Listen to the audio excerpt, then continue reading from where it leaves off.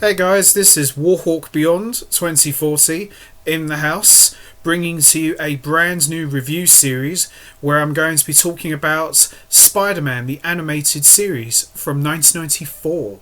Now, to a lot of hardcore fans, and myself included, whenever the name Spider-Man gets mentioned or tossed around, the first thing everybody thinks of is the classic animated series from the 90s. And with good reason. Spider-Man, when it came out in 1994, was an instant hit from the word go. It ran for 5 seasons, from 1994 to 1998, and it pretty much adapted most of the classic comic book stories of the time. Some of them were reworked for modern times, but it was a cartoon where it wasn't afraid to go dark. It had a very mature anime sort of feel to the storytelling and the dialogue, and it was just an amazing show from the word go. And even if people who've never read a comic book in their life or have never read a Spider-Man comic book in their life, they always think of the animated series from the 90s. And in my honest opinion, there's been loads of Spider-Man cartoons, but I don't think there's ever been a show that could even come close to the classic 90s cartoon. And I think Spider-Man the animated series was one of the first shows that did long-form story arcs. The only other show I could think of that did something like that was the X-Men. And the reason I say that was because the X-Men stories were very, very intense, very, very complex, and very, very involved. In many ways, a lot of the episodes, especially where Spider-Man and the X-Men were concerned, they didn't just do like 20-minute episodes, repeats, and so on. They served the episodes as more like chapters. So, for example, if you ever bought a graphic novel, you would get 8 or 10 chapters. So, chapter 1, chapter 2, chapter 3, and chapter 4, and so forth. And that's what Spider-Man did. So, it wasn't just like 13 episodes, repeat for the next season. They followed a very structured formula where you had one story arc which ran for that whole season, and they did such a tremendous job. And what I loved about the show was you had to watch every single episode to know what was going to happen. So if you missed, say for example, say like you watched chapter 1 and chapter 2, but then you missed chapter 3 and 4, you'd have to go back and watch those missing chapters to fill in the gaps of what exactly happened. And it was so well done, and it was like a graphic novel but in animation. It was such a tremendous thing to do, and it worked for 5 seasons, and I can't think of a dull moment with the Spider-Man animated series. And what can I say really? It was an instant hit from the word go.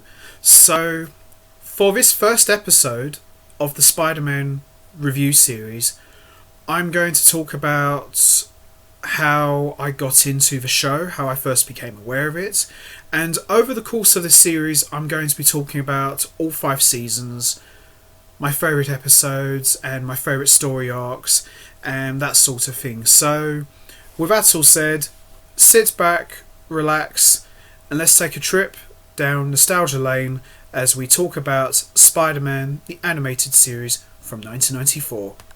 The first time I became aware of the Spider-Man animated series was we had just got Sky and Fox Kids had just come out, and at the time growing up there was kind of a transitional period going on with a lot of cartoons.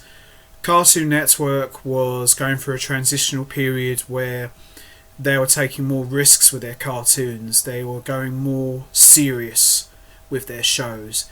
And when Fox Kids came out, it served as an alternative to Cartoon Network.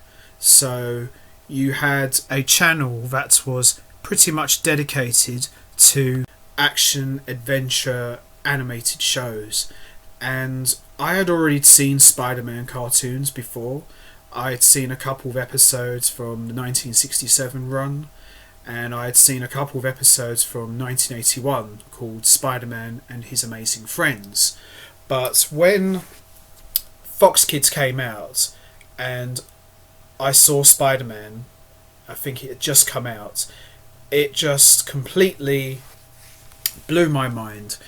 It was very different to the previous shows that I just mentioned. It was like an anime show in many ways. I just don't know how to explain it really. It just completely blew my mind. It was an amazing show. When I saw the intro and it had the opening electric guitar and the whole Spider-Man theme was all rocked up, I realised that this was not going to be your typical Spider-Man cartoon. This was going to be something really special. And I was hooked from the word go. It was such an amazing show, and everybody in my school, friends, they were just crazy for the show, and rightly so. It was just absolutely amazing. And the music wasn't very generic like a lot of the older cartoons. It had a very orchestral feel to it. Unlike the previous shows, the 1967 show of Spider-Man, it had a much more jazzier, big band feel to it, which was fine. It worked fine for the time. And the 1981 cartoon of Spider-Man and His Amazing Friends, it was very typical of the 80s. As I said, it worked perfectly fine for the time. But with Spider-Man, the animated series in the 90s, it had a very epic orchestral feel, and the only other show that did something like that was Batman the Animated Series. X-Men the Animated Series, which was out around that time, their music was very orchestral but very rocky, mixed with a bit of the typical 80s synth sounds, which was fine. It works absolutely fine. It had more of a techno orchestral beat to it. But Spider-Man the Animated Series was just full-on orchestral score with the occasional rock stuff thrown in. But yeah, Fox Kids, I'm speaking for everyone out there. When people think of Spider-Man, they think of the Fox Kids channel and vice versa. And that was where you could see all of the top shows. And Spider-Man was my favourite show growing up. Spider-Man, X-Men, Batman the Animated Series, and Mighty Morphin Power Rangers / Zeo. They were my shows that I watched growing up. They were the Mount Rushmore of cartoons for me in the 90s. And Spider-Man the Animated Series, to this day, in my opinion, is the greatest Spider-Man show of all time. And the fact that the other shows have not even come close to matching that tells you something right there.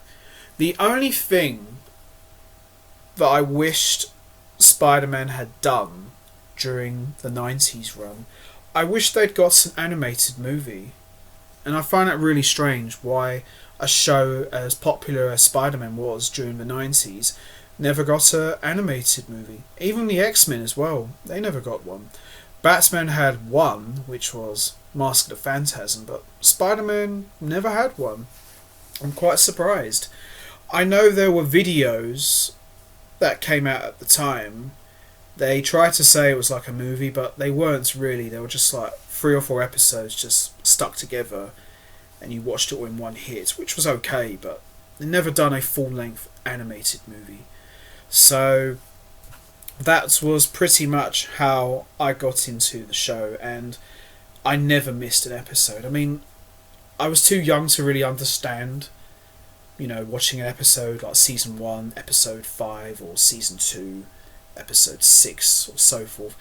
Whenever Spider-Man came on, I had to watch it, and it was amazing, and the storytelling was epic, and I was such a big fan of the show, I even bought tie-in comics to the show, and I just recently purchased all 3 graphic novels which compiled all of those stories from that run, and what an amazing feeling, what a time to be a fan.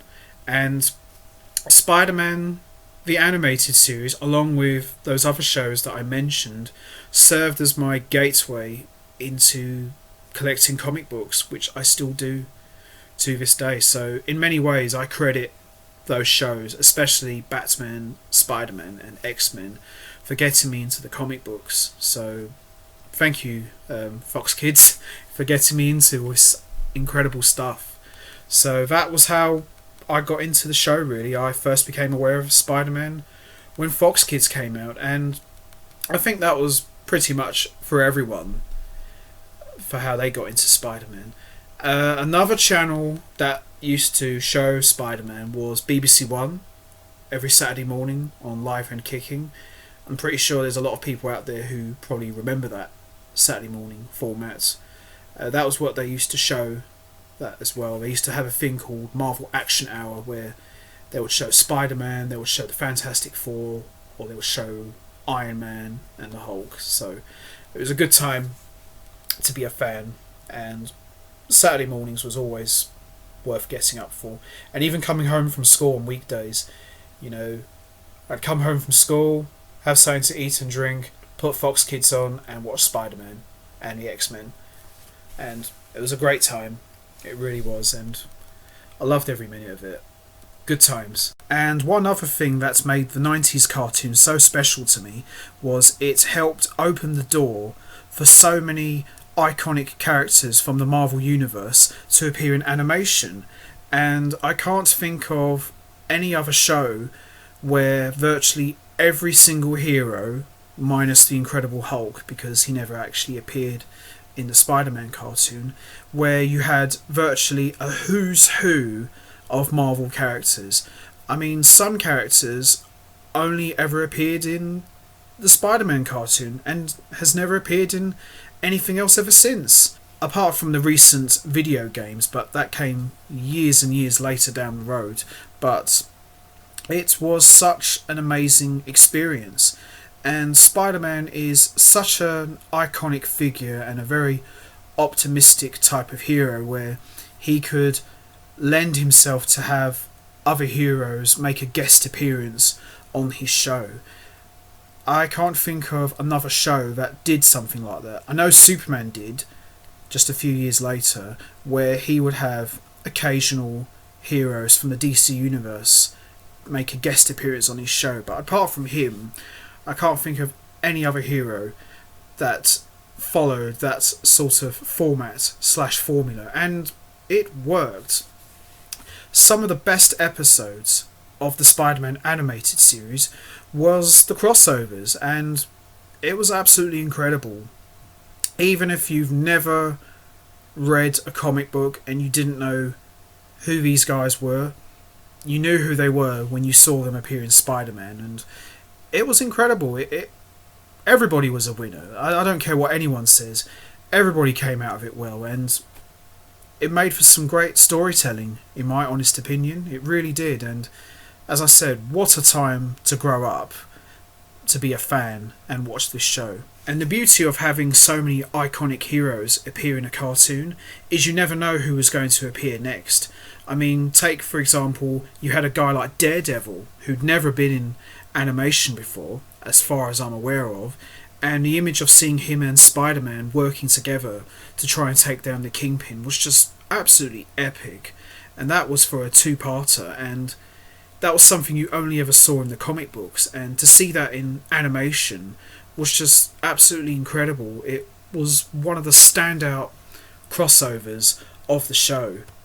Another Marvel character that appeared on the show was none other than the Black Cat, and she kind of served as the show's answer to Catwoman, and she was more like the love interest for both Peter Parker and Spider-Man, but more so Spider-Man, and that story arc was a lot of fun. She started out initially as a cat burglar, but then she went on to become one of Spider-Man's greatest allies, just kind of similar to what they did with Batman and Catwoman in the comic books and in the animated series as well, and that was lots of fun as well. And I think Black Cat did appear in other animated shows over the years, but I think the 90s cartoon really captured the essence of the Black Cat / Felicia Hardy very, very well, and it was always a lot of fun to see her pop up. You never know what she was going to do. Was she going to be a villain? Was she going to be an ally to Spider-Man? And it was a typical cat and mouse sort of affair thing, and I loved it. It was a lot of fun, and as I said already, Black Cat would go on to become one of Spider-Man's greatest allies in his war against crime, and it was a lot of fun. I loved all those episodes with Black Cat, and some of the best scenes with Spider-Man was with the Black Cat, because it was very, very rare that you got to see Spider-Man interact with a female costumed hero, so it was a lot of fun. But the surprises didn't stop there. We also got an epic appearance from Blade, the vampire hunter, who appeared in a number of episodes, teaming up with Spider-Man to take on Morbius. And in many ways I consider Blade's appearance on the 90s cartoon to be very important, as this would help pave the way to have his own live action trilogy in the early 2000s. So to have Blade teaming up with Spider-Man and mixing it up with Morbius and various other vampires was a lot of fun, and it was one of the darkest crossovers of the show. And we also got an appearance from Doctor Strange, and this really helped put the Spider-Man show and gave it more of a magical feel to it, so to speak. And the Doctor Strange episodes were really, really good, and they were some top stuff from the 90s cartoon, in my honest opinion. And I think this was also Doctor Strange's first animated appearance, as far as I know. And also we got an appearance from Iron Man himself. Now, Iron Man and Spider-Man have been long-time allies, and their relationship would become very, very important in the years to come. And it was a lot of fun having Iron Man on the cartoon, especially as he had his own show at the time. And also we got an appearance from Captain America. Now, Captain America's appearance in the 90s cartoon was about as close to an Avengers appearance that we would ever see in the 90s cartoon, and having Captain America on the show was a big, big deal. We also got an appearance from the Fantastic Four. Now, the Fantastic Four didn't really appear in the 90s Spider-Man cartoon that much, but the few appearances that they did have, which was during the Secret Wars story arc, was really epic. And last but not least, how can we forget the X-Men?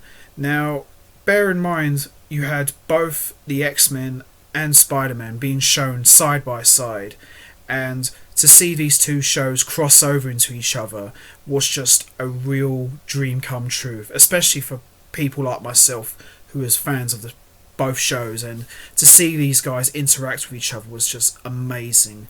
And of course, we had all the heroes come together, being led by Spider-Man in the Secret Wars story arc, which I say was one of the standout highlights of the entire show, and to see Spider-Man lead the greatest heroes into battle was just epic.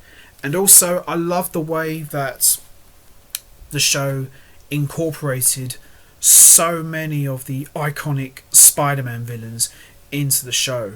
Apart from Sandman, who never appeared in the animated series, you virtually had everyone from Spider-Man's Rogues Gallery make an appearance on this show, and they did a phenomenal job with each and every one of them.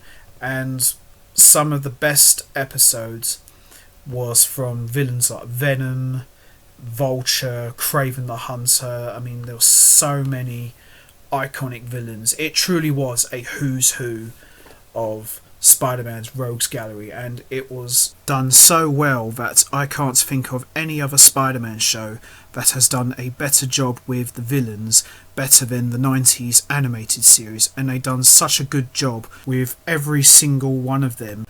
And one historical thing I'd like to point out, that this was the first time in history that we actually got a version of what we would come to know as the Spider-Verse, as Peter Parker got to meet different versions of himself from different dimensions as they all came together to fight a common enemy, and it was a lot of fun. This was such a cool thing to see a Spider-Verse in the 90s cartoon, and they've done a really good job with it. And that's pretty much how I got into the Spider-Man 90s cartoon, and why I consider it to still be the greatest Spider-Man cartoon of all time. So with that all said, I'm going to leave this here for all of you. How did you first become aware of the 90s Spider-Man cartoon? And what were your first impressions of the show? Leave your thoughts and comments down below, and I will be back next time to talk about some of my favourite episodes from the first season of Spider-Man. So till then, take care everybody.